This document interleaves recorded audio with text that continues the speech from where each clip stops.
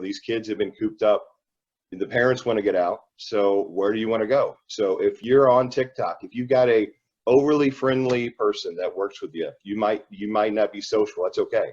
You might have a brother-in-law or somebody that stands out that can just share your voice. Share your voice. It's free. So that's what I wanted to come across today. There are a lot of things that if you set up now, don't cost a dime, and you can set yourself in a great place going forward. So, and you know, one thing I wanted to throw in just real quick, Scott, is that also if you have a database, I don't care if it's just email database, use it.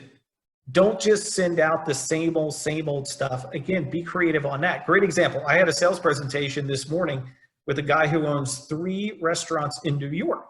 Now, New York has been devastated, but this guy's one of the few. He's thinking ahead. He's saying, hey, I'm looking at, 6 to 8 weeks from now, where can I be? So he wanted to look at our program. First question I always ask is, do you have a current database? And he proudly said, yes, I do. I said, how many's in it? He goes, 4,100. Great. How have you been using that database to stay connected with your customers? His answer? Well, I sent out one email that was the copy paste of the COVID-19, how we're staying sanitary. I said, you haven't reached out to any of them? No. Do you have text? Yeah. Do you have text permissions? Yeah. Have you texted them anything? No. I said, dude, that's like having a Ferrari and you keep it in the garage. At this point right now, a database is gold because those people have engaged with you at some point. So could you use, the payroll from the PPP and then the EDIL? Can you use that for utilities separate? You can. And that's why I suggest applying for both. There's a lot more money. The government has funded a lot more money for the PPP than the EIDL, but there's a lot more applications going in towards the PPP right now. When things first started going sideways, the EIDL was the only program that was available out there. So a lot of people jumped on board with that, but the SBA eventually had to take down their site and retool it. I don't think they expected the volume that they were getting, and they had to change some of the terms. But that's I would go for both. First the PPP, followed up with the EIDL. I appreciate it. And then, so I guess one of the big things to think about, what I want to bring into light, is the aspect of, if you are bringing back, and we don't know how quick it's going to be. Some people say once they get things in, it could be a few days, could be a week. Time will tell.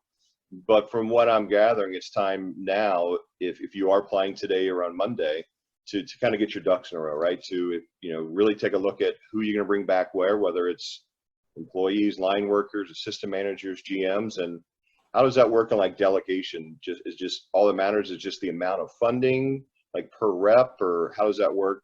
Who you actually bring back? Yeah, it doesn't matter on the specifics of who they are, as long as you're paying them and you have a similar head count to what you had previously. And what does that mean by head count? Right now the application just says full-time employees.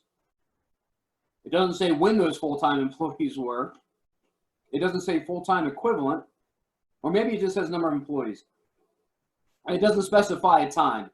So I would probably go on the low end of that, but make sure that your average payroll number, your monthly average payroll number is going to be accurate, and that's what you're going to have to match.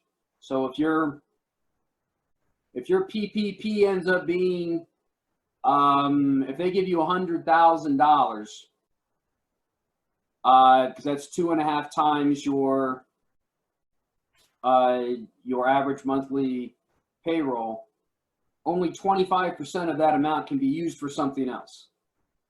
So of that $100,000, $75,000 is going to have to go towards payroll if you want it to be forgiven. Hey, look, in the end, if it's not forgiven, you've got a 2-year loan at a 0.5% interest rate.